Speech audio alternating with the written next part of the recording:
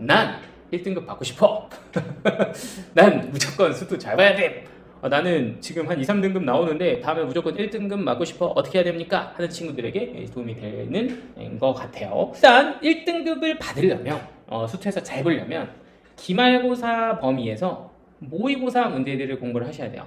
그럼 모의고사 문제들을 공부를 내가 잘 하려면 지금 여름방학이니까 지금부터 모의고사 문제 풀면 되는 거 아니야? 이렇게 생각하실 수 있는데 절대 그렇지가 않아요. 사실 우리가 이제 공부의 단계를 좀 따져보면 1, 2단계가 이제 개념이랑 유형을 정리하는 거라고 하면 그 3단계가 이제 지금 심화학습 모의고사 문제들을 공부하는 거다. 좀 간단하게 정리하면 이렇게 정리가 되는데 반드시 이걸 하시려면 여기까지 끝난 상태에서 들어가셔야 이게 좀 소화가 되는 거지. 이게 만약에 안 되잖아요? 그러면 절대로 이걸 할 수가 없어요. 그래서 여러분들 입장에서 보면 지금 여기 보이는 이런 내용들이 어떤 정도까지 해놔야 할 수 있는 건지를 좀 감을 잡으라고 제가 아예 그냥 커리큘럼도 오늘 준비를 했으니까 그것도 한번 같이 보시면 좋을 것 같아요. 일정표를 한번 보시면 좋을 것 같아. 일단은 약간 이런 특징을 조금 기억을 한번 해주세요. 수투 같은 경우는 정말 많은 학교들이 이 패턴을 유지를 합니다.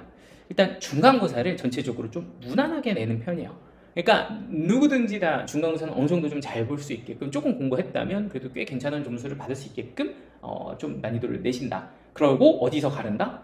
기말에서 가른다. 이건 뭐 꼭 수투에서만 일어나는 일은 아닌데 수투에서 이게 굉장히 심하고 근데 그 이유 중에 하나가 뭐다?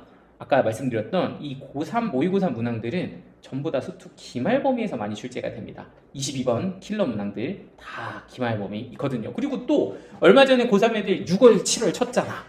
그런데 문제들 보면 수투의 모의고사 문제도 수두룩 빽빽하다고요. 뭐 수능 특강 문제도 있겠다. 얼마나 많겠어. 그러니까 내 소재가 너무너무 많아요, 기말은. 그래서 이런 고난이도 문제들을 또 수능 대비도 시켜야 되니까 애들한테 좀 공부 좀 해라 하면서 이런 문제들로 시험을 낸다라는 거를 좀 보셔야 되고 근데 이게 되려면 여름방학 전까지는 끝내기 전까지죠. 이게 개학전이죠. 이게 최소를 말하는 거예요. 개학 전까지는 최소한 심화 개념과 유형 연습까지는 깔끔하게 완성이 돼야 되는 게 목표입니다.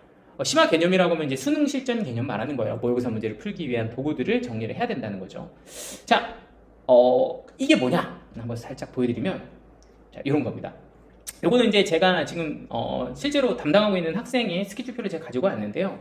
이제 물론 이제 수투를 처음 하는 친구들은 아니에요. 한 번씩은 했던 친구들이고 공부를 하고 있는데 이 개념서로 한번 빠르게 복습을 좀 돌립니다. 그래서 여기부터 여기까지는 이제 개념서로 돌리는데 그래도 좀 이거를 주구장창 모든 문제를 다 풀 수는 없으니까 그 교재를 보면 그 대표 예제랑 확인 체크 있죠. 그러니까 개념 한번 쭉 읽고 이렇게 왜 개념서 보면 이렇게 설명되어 있는 문제 그리고 밑에 막 두세 개씩 있는 이런 문제들 있잖아. 이런 것들만 푸는 거를 정주행을 시켜서 하루에 한 단원씩 숙제를 다 줬어요. 그래서 최소한 여기까지는 한번 돌릴 수 있게 이렇게 줬고요.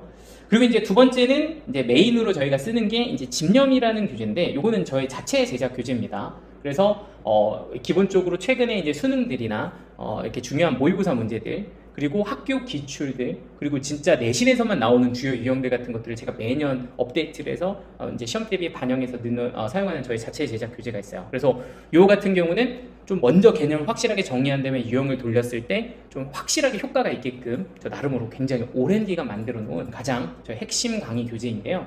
어쨌든 요걸 가지고서 우리는 여름방학까지 잡는데 여기 보시면 아시겠지만 진도를 여름방학 조금 넘긴 하지만 이렇게 중간에 끊지 않아요. 그리고 다시 앞에서부터 돌리지 않고 이거 조금 밑에가 잘리긴 했지만 끝까지 가면 적분 끝까지 다 갑니다. 물론 계약하고 한 일주일은 더 해야 돼요.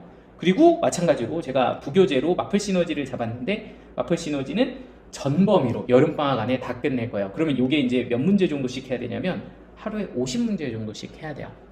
요게 제가 봤을 때는 1등급을 노리는 친구들의 가장 마지노선이라고 생각합니다. 그러니까 요 정도가 거의 마지막이야.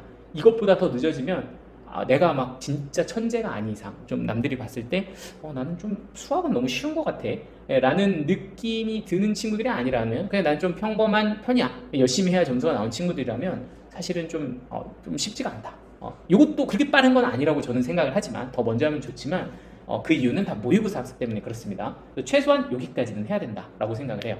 그리고 이게 대충 학습량을 보면 하루에 보통 요 정도 하려면은 요거 수업 듣고 공부하는 거 생각하면 얘가 한 2시간에서 3시간 정도는 써야 될 거고요. 마플 시너지도 50문제니까 우리가 보통 1시간에 많이 풀면 뭐 한 20문제 푸나요? 근데 뭐 모르는 것까지 나오고 오답까지 한다고 생각하면 사실은 쉽지가 더 않을 수도 있다는 거지. 그러니까 50문제 정도까지 풀고 했을 때 딱 이게 한 바퀴가 사이클이 나오는 거니까 대략 하루에 못해도 대여섯 시간 이상씩은 충분히 공부할 시간을 좀 확보를 하셔야 된다. 그러면 그 다음에 뭐가 가능하냐? 그 다음이 바로 모의고사 학습이 가능한 거야. 여러분들이 이제 시중에서 나오는 좀 어려운 모의고사들, 뭐 저기 이제 수평교라고 부르는데 수능 평가원 교육청 모의고사들의 학습이 이제 가능해지는 준비 상태가 되는 겁니다. 그래서 나는 이미 여기까지 다 끝났는데 하면 조금 더 빨리 들어가시면 돼요. 왜냐면 모의고사는 한 방에 잘 안 끝나니까 여러 번 반복을 해야 될 거란 말이죠. 그래서 여기가 일단 어쨌든 기준이 되는 마지노선이고 그 개학 이후에는 이제 모의고사 킬러 문제들로 이제 연습을 해 나가시면 되는 게 가장 기본적인 커리큘럼입니다. 자, 그래서 요 정도로 해서 여러분들이 학습을 좀 이어 나가신다라고 하면 이제 전반적인 어떤 1등급에 대한 목표도 할 수 있을 거고